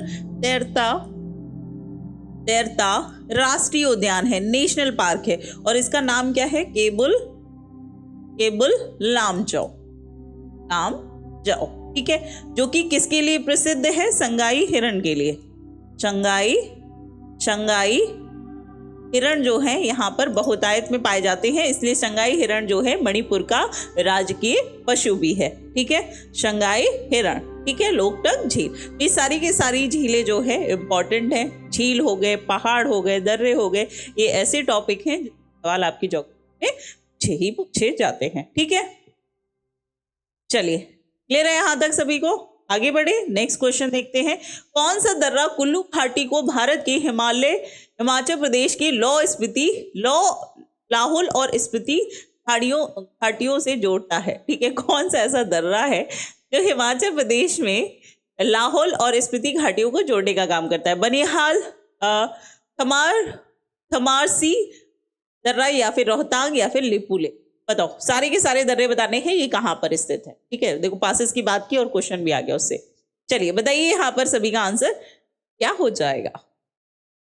इसका आंसर आप ही को करना है भाई। बताओ भाई, रोहतांग दर्रा, क्या ये सही जवाब है? रोहतांग दर्रा, क्या ये सही जवाब है? बताइए यहाँ पर, क्या ये सही जवाब है? बिल्कुल, रोहतांग दर्रा। पहली चीज तो रोहतांग दर्रा कहाँ पे है? हिमाचल प्रदेश में है, ठीक है। कहाँ है? हिमाचल प्रदेश में। ये किसको? लाहौल को स्पीति से जोड़ने का काम करता है। किस घाटी में है? ये कुल्लू घाटी में स्थित है। दर्रा हम किसे कहते हैं? दर्रा या पासेस वो क्षेत्र होता है जो दो पहाड़ियों के बीच में जाने वाला रास्ता होता है, ठीक है। बनिहाल दर्रे की बात करें, बनिहाल दर्रा कहाँ है? बनिहाल दर्रा है पीर पंजाल श्रेणी पे, पीर पंजाल श्रेणी में स्थित है, और ये कहाँ पर स्थित है? आपके जम्मू एंड कश्मीर में स्थित है। वहीं पर थमार सिरी की बात करें तो ये दर्रा कहाँ है? ये केरल में स्थित पश्चिमी हार्ट में स्थित है। और वहीं लिपुलेख दर्रे की बात करें जो कि काफी ज्यादा कंट्रोवर्सी है, कई बार आपको करंट अफेयर में पढ़ाया है, ये कहाँ है, तो ये नेपाल और इंडिया बॉर्डर पे है। नेपाल और इंडिया बॉर्डर पे स्थित है, किस राज्य में, उत्तराखंड में। ठीक है, कहाँ पर, उत्तराखंड में। क्लियर है, चलिए आगे बढ़ते हैं नेक्स्ट क्वेश्चन में। उत्तरी गोलार्ध के उच्च अक्षांश 50 से लेकर 70 में पाए जाने वाले शानदार शंकुधारी वन को क्या कहा जाता है, बेल, टुंड्रा, लानोस या फिर टैगा, बताइए। 50 से लेकर 70 के बीच में दो पहाड़ियों के आने वाला मार्गी दर्रा कहलाता है, बिल्कुल सही बात है। चलिए बताइए, सारे के सारे बेल्ट कहाँ पाई जाती है, बेल्ट, बेल्ट क्या है, बेल्ट क्या है, बेल्ट बताइए, बेल्ट कहाँ पाई जाती है, ये साउथ अफ्रीका में पाई जाने वाले क्या है, घास के मैदान है, ग्रास लैंड है ना, ये सभी ग्रास लैंड है। लानोस कहाँ पाया जाता है, वेनेजुएला में, वेनेजुएला में। टैगा और टुंड्रा, ठीक है। तो अगर आप देखोगे इस तरीके से, अगर मैं देखूं, इक्वेटर ये 0 डिग्री है और ये 90 डिग्री अक्षांश है। 0 डिग्री अक्षांश वो क्षेत्र है जहां पर सूर्य की किरणें सीधे सीधे लंबवत पड़ती हैं। तो ये क्षेत्र कैसा है, उष्णकटिबंधीय है। यहाँ पे कैसे होंगे, इस क्षेत्र में इक्वेटर वाले भाग में बहुत अधिक ह्यूमिडिटी होती है, बहुत अधिक वर्षा होती है, जिसकी वजह से यहाँ पर कैसे वन पाए जाते हैं, उष्ण कटिबंधीय सदाबहार वन पाए जाते हैं। ठीक है, गर्म क्षेत्र है, बहुत ज्यादा ह्यूमिडिटी है, यहाँ पे कैसे घने वन पाए जाएंगे। जैसे जैसे आप उत्तर की तरफ बढ़ोगे तो यहाँ पे फिर शीतोष्ण कटिबंधीय, शीतोष्ण कटिबंधीय, फिर आपके टैगा और जो आपका अक्षांश 90 डिग्री के अक्षांश के आसपास देखोगे तो यहाँ पे मिलेगा आपको टुंड्रा। ठीक है, कौन सा है, टुंड्रा। तो यहाँ पर आंसर क्या हो जाएगा आप सभी का, बेल्ट दक्षिण अफ्रीका के कुछ, हाँ जी बिल्कुल, ठीक है। तो यहाँ पर आंसर क्या हो जाएगा, यहाँ पे टुंड्रा नहीं होगा। टुंड्रा जो है ये किस वाले क्षेत्र का है, टुंड्रा बिल्कुल ये वाला क्षेत्र है आपका टुंड्रा। ठीक है, ये टुंड्रा है, ये वाला अक्षांश जो है यहाँ पर आप देखोगे ये 70 से लेकर या फिर 70-80 से लेकर ऊपर वाले क्षेत्र में आपका टुंड्रा पाया जाएगा।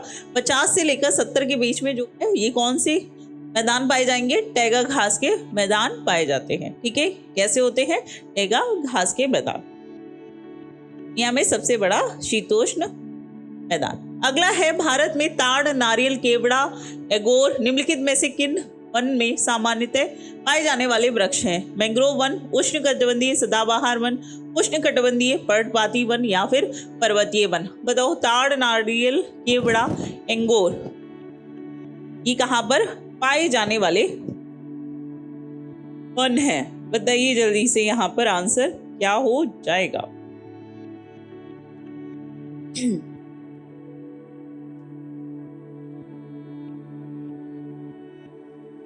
बताओ भाई, यहाँ पर ये किस तरीके के वनों में पाए जाने वाले वृक्ष हैं।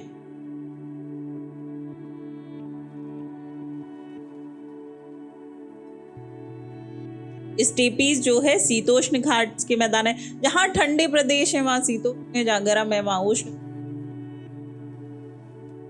ध्यान रखिएगा। बताओ यहाँ पर आंसर क्या हो जाएगा, उष्णकटिबंधीय पर्णपाती वन होंगे, सदाबहार वन होंगे।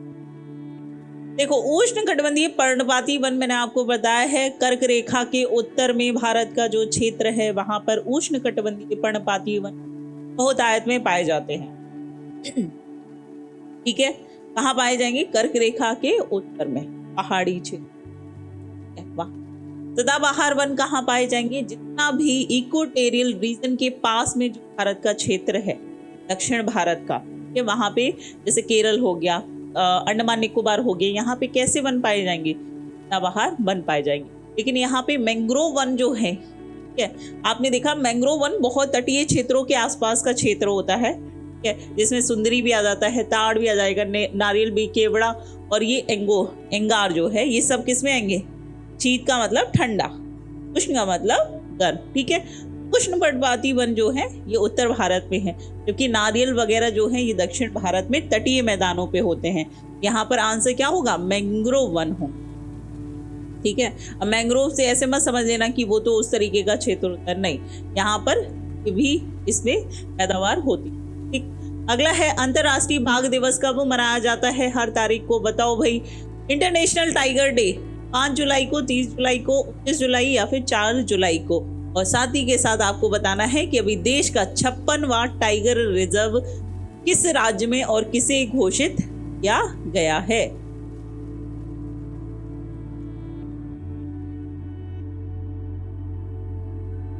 ठीक है, कंफ्यूजन, कोई कंफ्यूजन बताइए।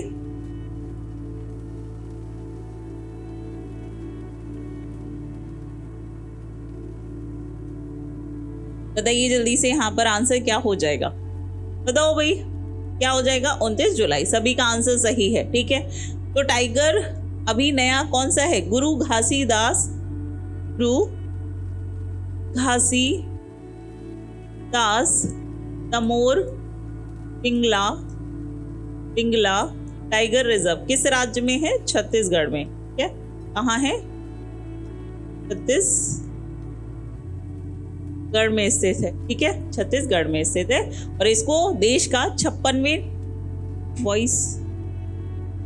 ठीक है, क्लियर है यहाँ पर सभी को। चलिए आगे बढ़ते हैं नेक्स्ट क्वेश्चन पे। नेक्स्ट क्वेश्चन क्या है, नेक्स्ट क्वेश्चन है आपका कि international union for conservation of nature IUCN के अनुसार निम्नलिखित में से कौन सी एक दुर्लभ प्रजाति है, शेर, पूंछ वाले बंदर की या गंगेटिक डॉल्फिन की, एशियाई भैंस की या फिर नीली भेड़ की। बताइए, ये क्वेश्चन मैंने आपको पहले भी कराया है। एक सेकंड दो, बस थोड़ा सा वॉइस का ना हो इसलिए।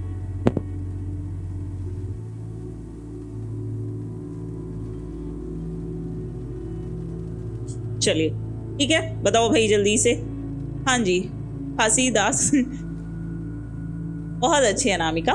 चलिए बताओ यहाँ पर, तो यहाँ पे एशियाई भैंस जो है ये क्या है, IUCN जो है ये लिस्ट जारी करता है और ये सूचित करता है कि दुनिया भर में, विश्व में कौन कौन सी प्रजातियां, चाहे वो पेड़ों की प्रजातियां हो, चाहे जीव जंतु मतलब पशुओं की हो, सभी का डाटा कलेक्ट करता है। कौन किस स्थिति में है, किसकी संख्या ज्यादा है, किसकी कम हो रही है, कौन लुप्त होने वाला है, कौन लुप्त हो चुका है, इस सूची जो है जारी करता है। कौन करता है, IUCN। ठीक है, इसकी एक रेड डाटा बुक होती है जो कि सूचित करता है कि कौन सी डेंजरस स्पीसीज हो। अगला है निम्नलिखित में से कौन सी एक स्थानीय प्रजाति है, निकोबारी कबूतर, भारतीय जंगली गधा, रेगिस्तानी या फिर भारतीय गेंडा। बताओ इसका आंसर क्या हो जाएगा, बताइए भाई इसका आंसर क्या हो जाएगा।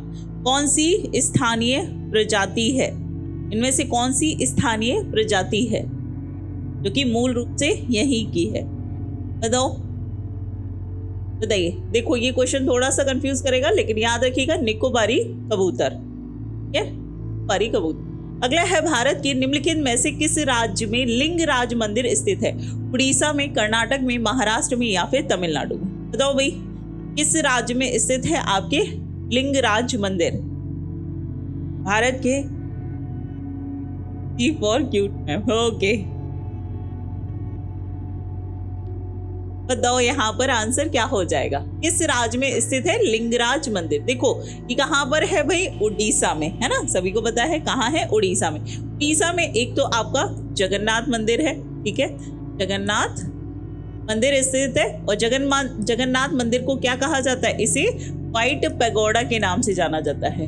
ठीक है, किस नाम से जाना जाता है, व्हाइट पैगोडा। दूसरा है यहाँ पर कोणार्क सूर्य मंदिर, कोणार्क सूर्य मंदिर, सन टेम्पल है। कौन सा, कोणार्क, जिसे ब्लैक पगोड़ा भी कहा जाता है, ब्लैक पगोड़ा कहा जाता है। मैंने आपको मॉर्निंग की क्लास में बताया था कि कोणार्क मंदिर में जो व्हील है उसी की प्रतिभूति जो है अभी रिसेंटली राष्ट्रपति भवन में स्थापित की गई है, 4 प्रतिभूति स्थापित किया गया है। इसके अलावा यहाँ पर तीसरा मंदिर कौन सा प्रमुख है, लिंगराज मंदिर। ठीक है, लिंगराज मंदिर। अभी आपको मालूम है यहाँ पर बाली जात्रा महोत्सव कहाँ मनाया गया है, ये बाली यात्रा जो है एशिया का सबसे बड़ा ओपन एयर है। बाली यात्रा कहाँ आयोजित किया गया, उड़ीसा में।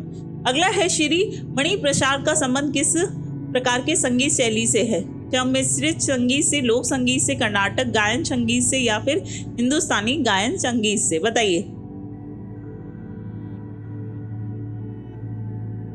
ओके बच्चे, बस कुछ क्वेश्चंस और है ना, जल्दी जल्दी से कंप्लीट करते हैं। बताओ यहाँ पर आंसर क्या हो जाएगा? इनका संबंध किससे है? मणि प्रसाद का संबंध किससे है? बताइए। लग रहा है कि चलो बताओ यहाँ पर आंसर क्या हो जाएगा? बताइए यहाँ पर आंसर क्या हो जाएगा इसका? इनका मणि प्रसाद जो है ये हिंदुस्तानी गायन संगीत से संबंधित है। अगला है भारतीय नर्तक हैं उदय शंकर जी, इनका संबंध किससे है? भारतीय नृत्य शैली, नृत्य की फ्यूजन शैली, ठीक है, या लोक नृत्य शैली, या नृत्य की अमेरिकी शैली? बताओ उदय शंकर का संबंध किस शैली से है? उदय शंकर का संबंध जो है ये किस शैली से है? किस शैली से है? बताइए जल्दी से। तो भाई यहाँ पर आंसर क्या हो जाएगा? तो ये किससे है? फ्यूजन शैली से है, ठीक है। अगला है निम्नलिखित में से किस जोड़ में मनुष्य में गर्दन सिर से जुड़ी होती है? ठीक है, कौन सा जॉइंट होता है जिसमें सर और गर्दन जुड़ा होता है? बॉल और सॉकेट जोड़ होता है, मुख्य जोड़ होता है, हिंज जोड़ होता है, या संयुक्त जोड़ होता है? बताओ आपका धड़, आपकी गर्दन और सिर के बीच जो कनेक्शन होता है, जो जॉइंट होता है, उसे किस नाम से जाना जाता है? तुक्का। चलो थोड़ी बहुत तुक्केबाजी तो चलती एक दो क्वेश्चन में, है ना। बताइए, ऐसा ना हो कि सारा पेपर ही तुक्के में जा रहा है, फिर वो सक्सेस नहीं होता है।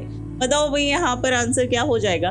गर्दन और सिर के बीच जो जॉइंट होता है उसे किस नाम से जाना जाता है? उसे कहा जाता है मुख्य जोड़ या फिर प्रिंसिपल जॉइंट, ठीक है, प्रिंसिपल जॉइंट, बिल्कुल। अगला है निम्नलिखित में से कौन सा रोग मच्छर के काटने से नहीं होता है? फील पाव, ठीक है, जिसे हम एलिफेंट कैसेस भी कहते हैं, डेंगू, मलेरिया या फिर हेपेटाइटिस? बताओ इनमें से कौन सा ऐसा रोग है जो कि मच्छर के काटने से नहीं होता है? ठीक है, मच्छर के काटने से नहीं होता है। कौन सा नहीं होगा? जल्दी से बताइए यहाँ पर कौन सा रोग जो है मच्छर के काटने से नहीं होता है? तो हेपेटाइटिस नहीं होता है। हेपेटाइटिस किससे संबंधित है? लिवर की सूजन से, लिवर में सूजन से संबंधित है, ठीक है। बाकी जो है ये किसकी वजह से होते हैं? मच्छर के काटने से होते हैं। अगला है चिकनगुनिया किस प्रकार के मच्छर के काटने के कारण होने वाला संक्रमण है? क्यूलेक्स है, या मेंसोनिया है, एडीज है, या फिर एनाफ्लीज है? बताओ यहाँ पे अगर आपसे पूछा जाए चिकनगुनिया जो है ये किसकी वजह से होता है? मच्छर के काटने से होता है। आपको बताना है इससे संबंधित कौन सा मच्छर है, ठीक है। हेपेटाइटिस किसकी वजह से होता है?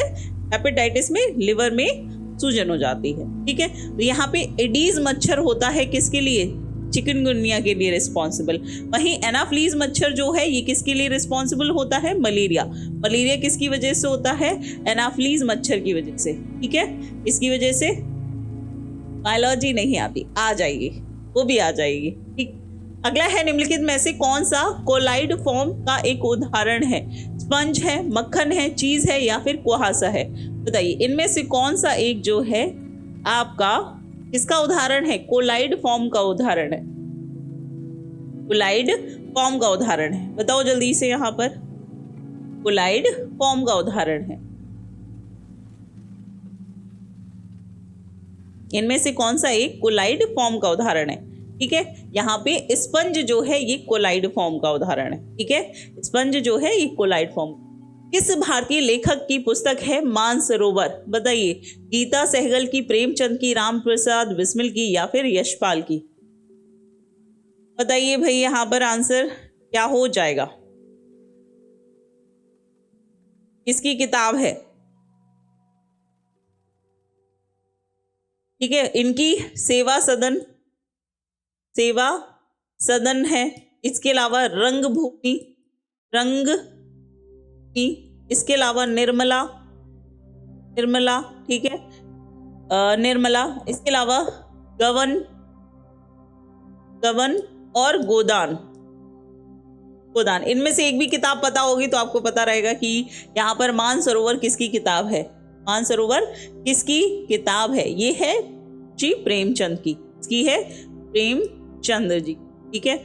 यहीं पे मानसरोवर, सारी किताबें इनकी बहुत बार पूछी जाती हैं। महादेवी वर्मा, प्रेमचंद, ये ऐसे लेखक रहे हैं इनकी किताबें अक्सर पूछी जाती हैं, ठीक है, अक्सर पूछी जाती हैं, ध्यान रखिएगा कौन है, प्रेमचंद। नेक्स्ट क्वेश्चन देखते हैं, पाटलिपुत्र की सामग्री उपन्यास निम्नलिखित में से किसे व्यास सम्मान मिला है? सुरेंद्र वर्मा को, विश्वनाथ त्रिपाठी, शरद पगारे को या सुनीता जैन को? बताइए यहाँ पर आंसर आप सभी का क्या हो जाएगा, आप सभी का आंसर यहाँ पर क्या हो जाएगा, बताइए फटाफट से, आंसर क्या हो जाएगा। व्यास सम्मान मिला है किसके लिए? पाटलिपुत्र की सामग्री किसे मिला है, फटाफट से बताइए, ये सम्मान किसे मिला है? जिंदगी का असली बता तो प्रेम में है, क्या बात है। चलो बताओ यहाँ पर आंसर सभी का क्या हो जाएगा,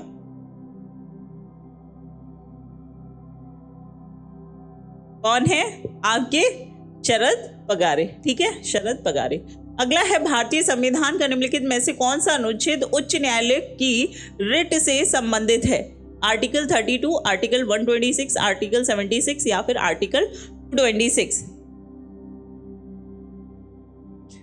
ओके, चलिए बताइए यहाँ पर आंसर क्या हो जाएगा। देखो बात हो रही है रिट की, रिट जो है ये 5 प्रकार की है, ठीक है, कौन कौन सी है? पहली है बंदी प्रत्यक्षीकरण, दूसरी है परमादेश, तीसरी है अधिकार प्रेक्षा, चौथी है प्रतिषेध और पांचवी है उत्प्रेषण। ये 5 रिटें संविधान में वर्णित की गई हैं जिसके तहत आप जो है याचिका दायर कर सकती हैं। अब ये याचिका अगर सुप्रीम कोर्ट के तहत हो रही है तो ये आर्टिकल 226 के तहत होगी, और यही याचिका अगर आप दायर करेंगे सुप्रीम कोर्ट में तो ये किसके तहत होगी? आर्टिकल 32 के तहत। यहाँ पे क्योंकि हाई कोर्ट की बात की गई है तो ये 226 के तहत जारी की जाती है। बंदी प्रत्यक्षीकरण, परमादेश, अधिकार प्रेक्षा, उत्प्रेषण और प्रतिषेध, ठीक है, 5 रिट जो है इसमें वर्णित की गई हैं। याद रखिएगा 5 रिट के बारे में पूछा जाता है। अगला है, निम्नलिखित में से कौन सा भारतीय संविधान की 7वीं अनुसूची संघ सूची के अंतर्गत आता है? लोक सेवा, लोक स्वास्थ्य और स्वच्छता या फिर लोक व्यवस्था, अस्पताल, औषधालय या फिर वाट माप के मानक संस्थापित करना? बताइए किसके अंतर्गत आएगा? चलिए फटाफट से बताएंगे यहाँ पर इसका सही आंसर क्या हो जाएगा। क्वेश्चन बचे हैं, जल्दी से कंप्लीट करते हैं। यहाँ पे बताइए कि आंसर क्या हो जाएगा। यहाँ पे देखो 7वीं अनुसूची में किसके बारे में? अनुसूचियां समवर्ती सूची, संघ सूची, मतलब संघ सूची का मतलब केंद्र सूची, राज्य सूची और समवर्ती सूची। इसका आंसर क्या होगा? ठीक है, यहाँ पे इसका आंसर क्या हो जाएगा फटाफट से बताइए।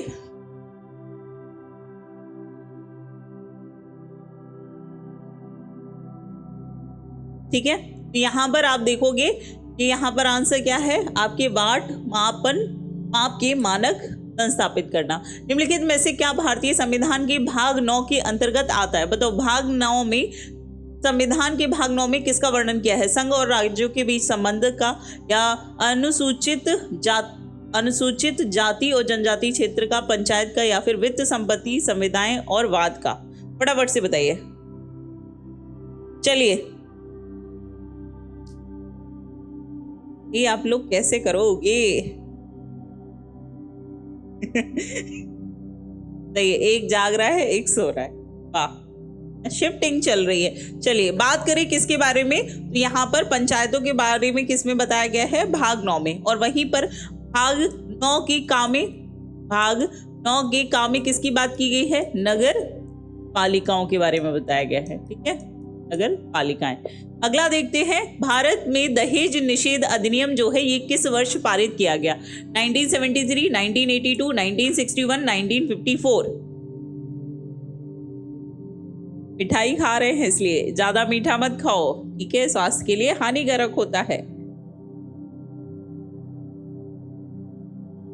चलो बताओ यहाँ पर दहेज निषेध अधिनियम, ये पहले भी मैंने आपको कराया है, बताओ। ये लाया गया था 1961 में, ठीक है।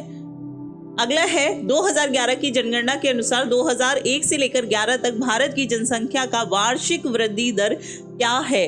1.97%, 1.64%, 2.16% या फिर 2.2% या फिर 2.2%। फटाफट से बताइए किसका आंसर क्या हो जाएगा। 2001 से लेकर 2011 तक जो वृद्धि दर है भारत की, ये क्या रही है? क्या रही है? चलो बताओ यहाँ पर आंसर क्या हो जाएगा आप सभी का, जल्दी से आंसर करेंगे। क्या रही है यहाँ पर? तो ये रही है आपकी 1.64%। अगला सवाल है, निम्नलिखित में से किस तारामंडल को शिकारी भी कहा जाता है? कौन सा ऐसा तारामंडल है जिसे शिकारी भी कहा जाता है? कैसियोपिया या लियो मेजर, सप्तर्षि या फिर आपका ओरायन? ओरायन। आपको इसका जवाब देना है कमेंट सेक्शन में, ठीक है। ये आज का आपका होमवर्क क्वेश्चन है, ये आज का आपका होमवर्क क्वेश्चन है। इसका आंसर आप देंगे कमेंट सेक्शन में, क्योंकि ये क्लास अब यहीं पर समाप्त होती है, ठीक है। तो आज की ये क्लास में हमने काफी सारे महत्वपूर्ण सवाल देखे हैं। क्लास कैसी लगी कमेंट करके जरूर बताइएगा, और साथ ही के साथ ये भी बताना कि आपका स्कोर क्या रहा है, ठीक है। हमने यहाँ पे टोटल 50 क्वेश्चंस किए हैं। इन 50 क्वेश्चंस में आपके कितने क्वेश्चन सही रहे हैं ज़रूर बताइएगा। और इसी तरीके के टेस्ट जो हैं, अभी इसका लेवल हम बिल्कुल बेसिक से लेके चल रहे हैं। जैसे जैसे हम आगे बढ़ेंगे क्वेश्चंस का लेवल भी अप होता जाएगा, है ना। तो इसलिए ज़रूरी है कि आप अपना स्कोर भी चेक करते चलिएगा, जिससे कि पता रहे कि कितनी तैयारी आपकी हो रही है। ओके, तब तक ऐसे ही हंसते मुस्कुराते रहिए, ख्याल रखिए। Thank you so much, take care, bye. जय हिंद, जय भारत।